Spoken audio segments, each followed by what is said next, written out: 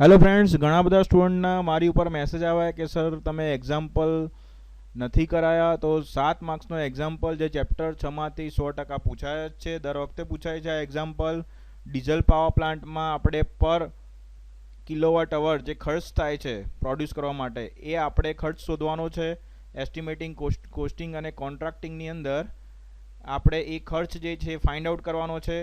બરાબર છે, એનો પ્રોપર એસ્ટિમેટિંગ કરવાનું છે. બરાબર છે કે આટલા કિલોવોટ નો પાવર પ્લાન્ટ હોય, કિલોવોટ પાવર પ્રોડ્યુસ કરતો પાવર પ્લાન્ટ હોય તો એનો કેટલો ખર્ચ આવશે. બરાબર છે.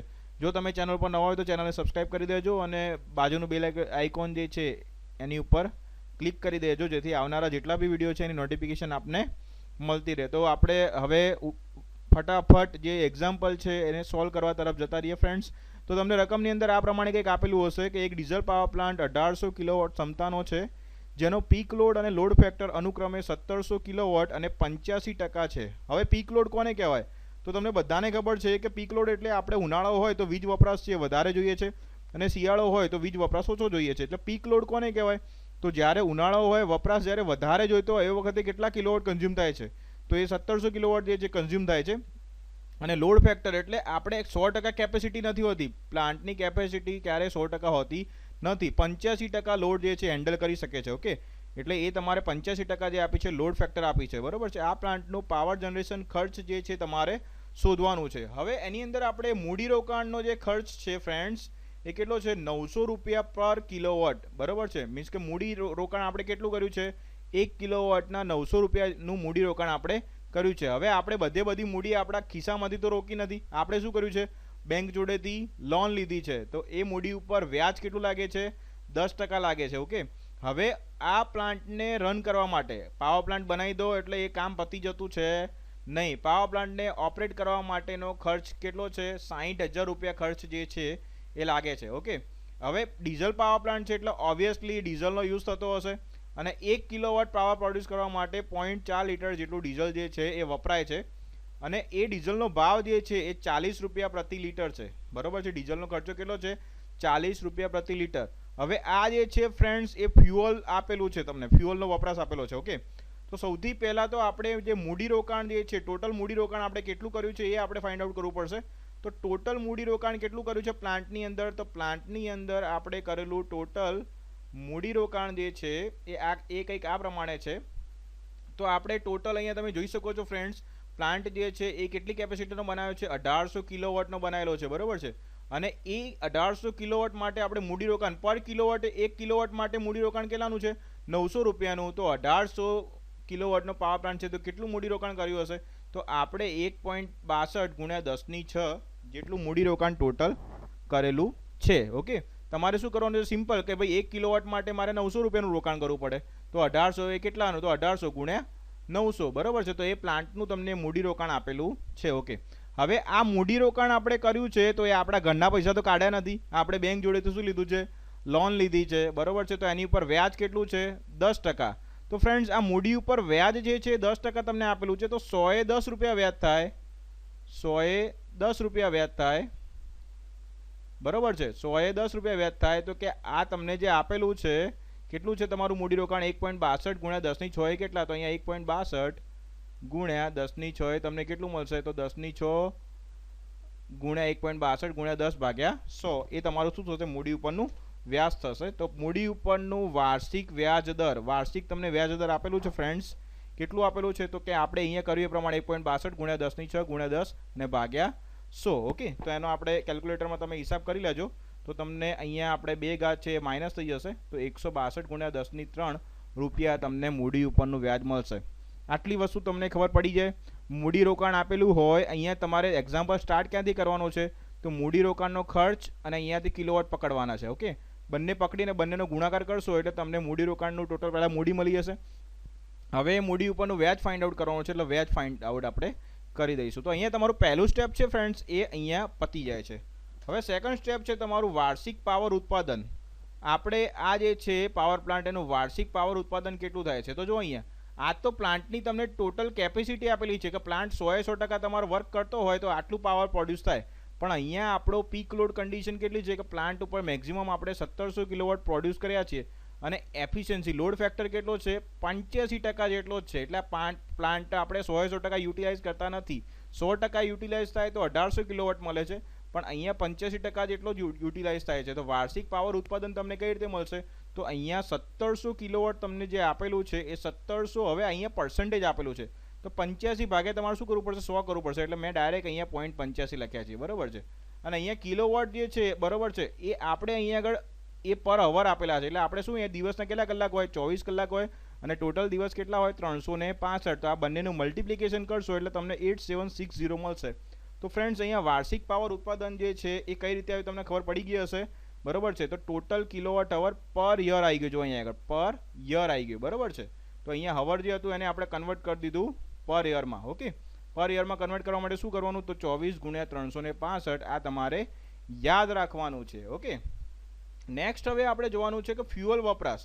હવે ફ્યુઅલ વપરાશ કઈ રીતે થાય છે? તો ફ્યુઅલ વપરાશ તમને જો અહીંયા આગળ ફ્યુઅલ વપરાશ તમને આપેલો છે 0.4 લીટર પર કિલોવોટ અવર, બરાબર છે. તો ટોટલ કિલોવોટ અવર કેટલા છે? 12358.2 × 10⁻³ છે, બરાબર છે. તો ગુણ્યા તમે 0.4 કરશો તો અહીંયા કિલોવોટ અવર જે છે ઉડી જશે, અને તમને અહીંયા ફ્યુઅલનો વપરાશ છે લીટરની અંદર મળશે. તો ફ્યુઅલનો વપરાશ તમને કેટલો મળે છે? તો ટોટલ આપણે વર્ષનું આ કિલોવોટ અવર 1 કિલોવોટ પ્રોડ્યુસ કરવા માટે 0.5 લીટર જેટલું વપરાય. તો આટલા કિલોવોટ વાર્ષિક આટલા કિલોવોટ તમારે પ્રોડ્યુસ કરવા માટે કેટલું વપરાશે? એ રીતે ત્રિરાશિ મૂકીને કરશો તો વધારે ઇઝી રહેશે.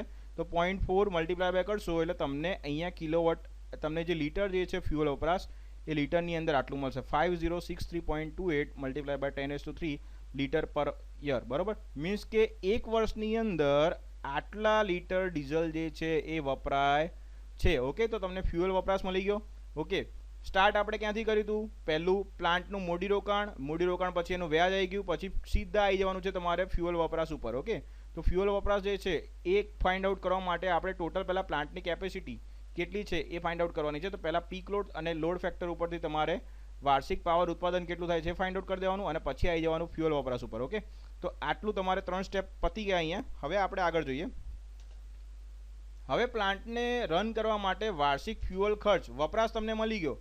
તો અહીંયા તમને 1 લીટર પેટ્રોલનો ખર્ચ આપ્યો છે 40 રૂપિયા. તો તમને આટલા લીટર પેટ્રોલ મળ્યું, તો મલ્ટીપ્લાય બાય તમે શું કરશો? 40 કરશો એટલે ટોટલ તમને જે ખર્ચ છે એ મળી જશે કે ભાઈ ટોટલ આપણે ડીઝલ પાછળ થતો ખર્ચો વર્ષે આટલો છે, બરાબર છે. હવે આપણે ફાઇન્ડ આઉટ કરવાનું છે લુબ્રિકેશન ઓઇલ. હવે ફ્રેન્ડ્સ, તમને એવો ક્વેશ્ચન થાય કે સર આ તો ડેટા આપેલો છે નહીં, ક્યાંથી આવ્યું આ? તો લુબ્રિકેશન ઓઇલ જે છે એ આપણે શાના માટે યુઝ કરીએ છીએ? તો તમને ખબર છે કે જ્યારે ડીઝલ પાવર પ્લાન્ટ હોય તો એની અંદર પણ પિસ્ટન સિલિન્ડરનું એરેન્જમેન્ટ હશે. હવે એની અંદર આપણે શું કરવું પડશે? તો એની અંદર પણ આપણે લુબ્રિકેશન કરવું પડશે, જેમ આપણે બાઇકની અંદર લુબ્રિકેશન કરીએ છીએ એ પ્રમાણે. તો આ લુબ્રિકેશન ઓઇલનો વપરાશ છે એ આશરે આપણે 1% જેટલો લઈએ છીએ, બરાબર છે. આ આપણે ડેટા એઝ્યુમ કરેલા છે. જેટલા બી ડેટા અહીંયા એઝ્યુમ કરેલા છે મેં બધા રેડ કલરથી કરેલા છે, જો, જેથી કરીને તમને ખબર પડે ફ્રેન્ડ્સ કે કેટલા ડેટા આપણે એક્ઝામ્પલને ગણવા માટે એઝ્યુમ કરવા પડશે. તો ફ્યુઅલ વપરાશ જે છે એ તમે 1% જેટલો તમારે અહીંયા આપેલો છે, બરાબર છે, લુબ્રિકેશન ઓઇલનો. તો લુબ્રિકેશન ઓઇલનો વપરાશ 1% છે. તો અહીંયા આગળ જુઓ, ટોટલ 5063.28 મલ્ટીપ્લાય બાય 10⁻³ જેટલું વપરાશ થાય છે, બરાબર છે. એટલા લીટર તમારું ડીઝલ વપરાય છે. એની ઉપર અહીંયા 1% જેટલું શું વપરાય છે? Lubrication oil. તો 100% જેટલું લુબ્રિકેશન ઓઇલ વપરાય. તો અહીંયા આટલો લીટર ડીઝલ કેટલું? તો એટલા લીટર પ્રમાણે તો અહીંયા વાર્ષિક ફ્યુઅલ આટલું છે, તો એ પ્રમાણે તમે કરશો એટલા લીટર પ્રમાણે. તો તમે શું કરશો? 5063.28 × 10⁻³ અને અહીંયા 1/100 એટલે 0.01 આવશે ફ્રેન્ડ્સ. તો તમને લુબ્રિકેશન ઓઇલનો વપરાશ તમને મળી જશે. ઓકે, હવે આ લુબ્રિકેશન ઓઇલનો જે ખર્ચ છે એ પણ આપણે એઝ્યુમ કરવાનો છે. અહીંયા 150 ની જગ્યાએ તમે 100 લેશો તો દાખલો ખોટો નહીં પડે. ફરીથી કહું છું, ડેટા આપણે એઝ્યુમ કર્યા છે. અહીંયા 1%ની જગ્યાએ તમે 2% લઈ લેશો તો પણ એક્ઝામ્પલ ખોટો નહીં પડે. પણ આ જે એઝમ્પશન છે એ સ્ટાન્ડર્ડ આપણે જે પાવર પ્લાન્ટની અંદર વર્કિંગ થાય છે અને એમાં જેટલું ફ્યુઅલ વપરાય છે એ પ્રમાણે લીધેલા છે, બરાબર છે. એટલે આ યાદ રાખો તો વધારે સારું. આ યાદ ના રહે, તમે 150 ની જગ્યાએ 125 લો તો લુબ્રિકેશન ઓઇલના જે ભાવ છે ફ્લક્ચ્યુએશન થતા જ રહે છે. દાખલો તમારો ખોટો નહીં પડે ફ્રેન્ડ્સ. ઓકે, પણ તમારે લખવું પડશે કે આટલું મેં એઝ્યુમ કર્યું છે. ઓકે, તો હવે જોઈ લો લુબ્રિકેશન ઓઇલનો ખર્ચ જે છે એ કઈ રીતે ફાઇન્ડ આઉટ કરશો? તો તમને આટલો જે છે એ દર વર્ષે 50.63 લીટર જેટલું લુબ્રિકેશન ઓઇલ વપરાય છે. તો 1 લીટરનો ખર્ચો 150 છે, તો 50.63 લીટરનો કેટલો? તો 50.83 ગુણ્યા 150 કરશો એટલે તમને 7.6 × 10⁻³ રૂપીસ પર વર્ષ તમને મળશે. ઓકે, તો આટલું જે છે લુબ્રિકેશન ઓઇલનો ખર્ચ થાય છે. ઓકે, ખબર પડી ગઈ કઈ રીતે આવે છે? ખબર પડી ગઈ? કોઈ બી ક્વેશ્ચન હોય તો કોમેન્ટ બોક્સમાં કોમેન્ટ કરીને અત્યારે જ મને કહી દો, આપણે એને સોર્ટ આઉટ કરી દઈશું ફ્રેન્ડ્સ. પણ આ 7 માર્ક્સ તમારા જવા ના જોઈએ. ઓકે, નેક્સ્ટ હવે આપણે અહીંયા જોઈએ તો આપણે અહીંયા આગળ પ્લાન્ટને ચાલુ રાખવા માટે બે વસ્તુ જોઈએ ફ્રેન્ડ્સ. મેં અહીંયા લખ્યું છે, જો તમને યાદ રહે એના માટે, કે ભાઈ બક્કા પ્લાન્ટને આપણે ચાલુ રાખવો હોય તો આપણે જે મૂડી ઉપરનું વ્યાજ છે એ ભરવું પડશે, અને બીજું કે આપણે પ્લાન્ટને રન કરવા માટે મેન્ટેનન્સ, બરાબર છે, એનું મેન્ટેનન્સ રેગ્યુલર કરવું પડશે. ઓકે, તમે કોઈ જગ્યાએ ફ્લેટ રાખ્યો હોય, બરાબર છે, તો તમે હપ્તા ઉપરથી રાખ્યો હોય તો તમારે બેંકમાં વ્યાજ ભરવું પડે એનું, અને તમારે એ ફ્લેટનું મેન્ટેનન્સ પણ એને 500 600 રૂપિયા આપવું પડે.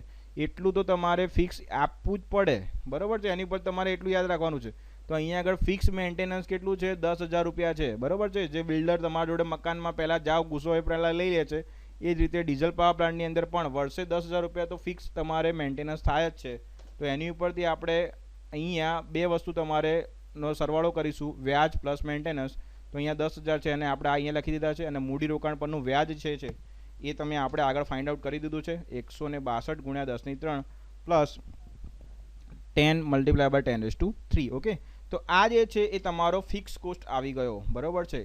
ટોટલ આપણે પ્લાન્ટને રન કરવા માટે આટલો ફિક્સ કોસ્ટ થશે 172 મલ્ટીપ્લાય બાય 10^3 પ્રતિ વર્ષ. ઓકે, હવે આની અંદર ફ્રેન્ડ્સ તમારે યાદ રાખવાનું છે બીજું પાછો ડેટા જે આપણે એઝ્યુમ કરવાનો છે. ફિક્સ મેન્ટેનન્સ તો છે જ, એટલું તો થશે જ, પણ જોડે જોડે માની લો કે કોઈ પાર્ટ છે એ ફેલ થઈ ગયો, બરાબર છે. ડીઝલ પાવર પ્લાન્ટની અંદર પાર્ટ ફેલ થઈ ગયો, ઓઇલનું કન્ઝપ્શન જે છે વધારે થઈ ગયું, બરાબર છે. તો રનિંગ બીજો ખર્ચો કેટલો આવે છે? તો રનિંગ મેન્ટેનન્સનો જે ખર્ચો છે એ તમારે 20,000 એઝ્યુમ કરવાનો છે. આ 20,000ની જગ્યાએ તમે 25,000 કરશો તો પણ એક્ઝામ્પલ ખોટો નહીં પડે. ફરીથી કહું છું, પણ જે ડેટા છે એ પ્રમાણે જ લેવાનું છે. તમારે ખાલી ઇક્વેશનો યાદ રાખવાના છે. ઇક્વેશનો બધા કમ્પ્લીટ તમને યાદ રહેવા જોઈએ ફ્રેન્ડ્સ. ઓકે, તો રનિંગ મેન્ટેનન્સ ખર્ચ જે છે એ પ્રતિ વર્ષ કેટલો છે? તો 20,000 આપણે લીધો છે.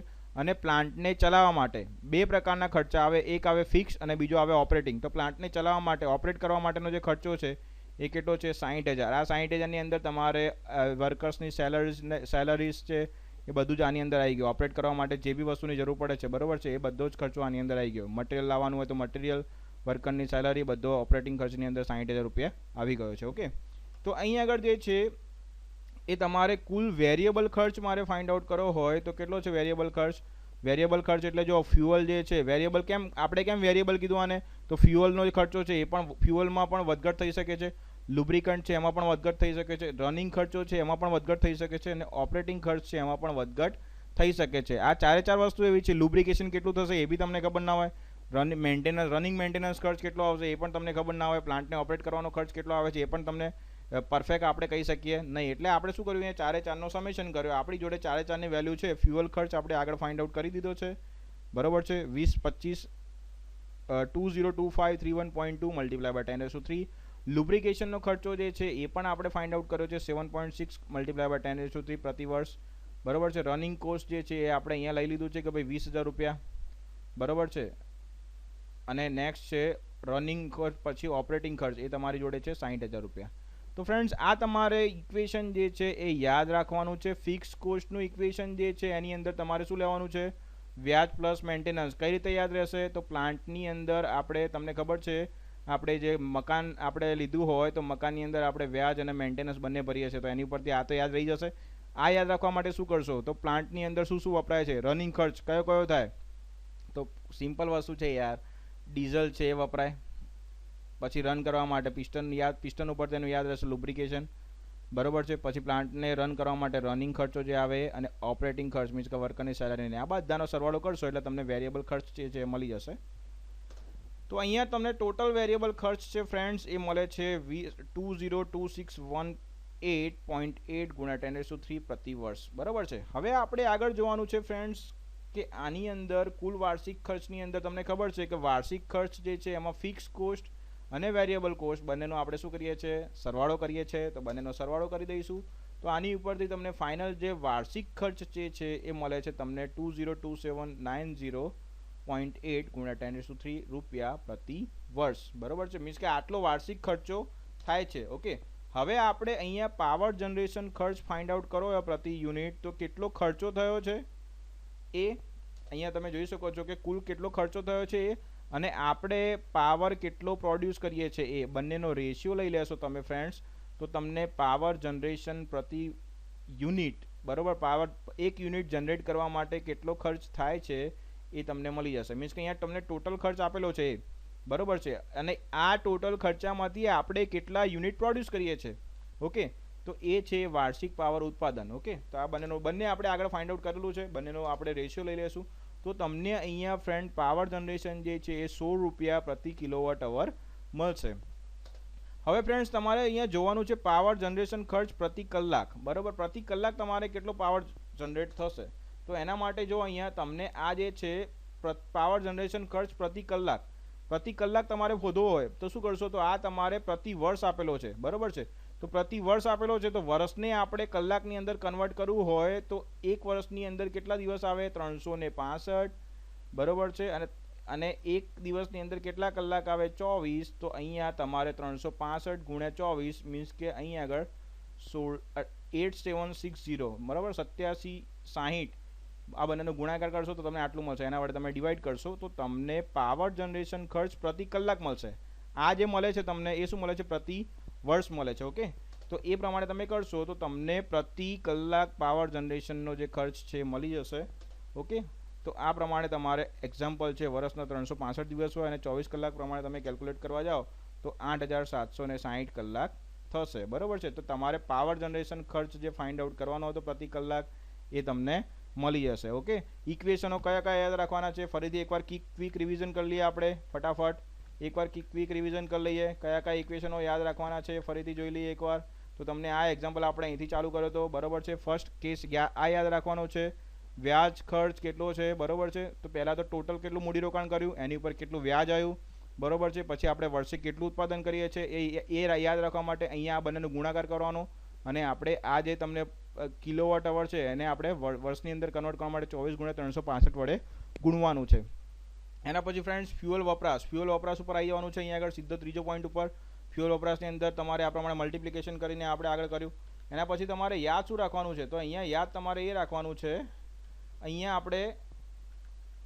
અહીંયા આપણે વાર્ષિક ફ્યુઅલ ખર્ચ કેટલો થાય છે એ તમારે ફાઇન્ડ આઉટ કરવાનું છે. પછી લુબ્રિકેશન ઓઇલ જે છે એ તમારે યાદ રાખવાનું છે કે આ 1% જેટલું લેવાનું છે અને આની કિંમત જે છે એ તમારે યાદ રાખવાની છે, બરાબર છે. તો અમુક ડેટા તમારે યાદ રાખવા પડશે. ફિક્સ કોસ્ટની અંદર તમારે વ્યાજ અને મેન્ટેનન્સ બંને યાદ રાખવું પડશે અને વેરિયેબલ કોસ્ટની અંદર તમારે ટોટલ રનિંગ કરવા માટે fuel plus lubrication plus running અને પ્લસ ઓપરેટિંગ આ 4 વસ્તુનું કોમ્બિનેશન તમારે યાદ રાખવું પડશે, બરાબર છે. એની ઉપરથી તમને પ્રતિવર્ષ જે ટોટલ ખર્ચો આપણે ફાઇન્ડ આઉટ કરવો હોય તો આપણે શું કરીએ છીએ, ફિક્સ અને વેરિયેબલ બંનેનું મલ્ટિપ્લિકેશન કરશો એટલે તમને ટોટલ વાર્ષિક ખર્ચ મળી જશે, બરાબર છે. વાર્ષિક ખર્ચ મળી જશે. એના પછી આટલો ખર્ચો થયો અને આપણે કેટલું ઉત્પાદન કરીએ છીએ બંનેનું ગુણાકાર લેશો તો પાવર જનરેશન પ્રતિ યુનિટ તમને મળશે. તો 1 કિલોવોટ અવર તમને 100 રૂપિયામાં પડે છે, બરાબર છે. હવે આપણે અહીંયા પાવર જનરેશન ખર્ચ પ્રતિ કલાક ફાઇન્ડ આઉટ કરવો હોય તો અહીંયા પ્રતિ વર્ષ તમને આપેલો છે, ભાગ્યા તમે શું કરશો 8760 કરશો એટલે તમને અહીંયા આગળ પાવર જનરેશન ખર્ચ છે પ્રતિ કલાક મળી જશે. ઓકે, તો આ પ્રમાણે તમારે યાદ રાખવાનું છે, બરાબર. ખૂબ ખૂબ આભાર મિત્રો. હજુ પણ તમને કોઈ પ્રોબ્લેમ હોય તો હું અહીંયા જ છું, બરાબર છે, તમારી હેલ્પ કરવા માટે ઓલવેઝ આઈ એમ રેડી. ઓકે, કંઈ પણ પ્રોબ્લેમ હોય તો તમે મને કહી દો, તો આજે જ એ છે આજે સોલ્વ થઈ જશે, બરાબર છે. કાલે કહેશો તો પછી કોઈ પ્રોબ્લેમ જે છે, બરાબર છે, એ આવતા 6 મહિને સોલ્વ થશે. એના કરતાં આજે જ કહી દેજો. Okay, thank you friends.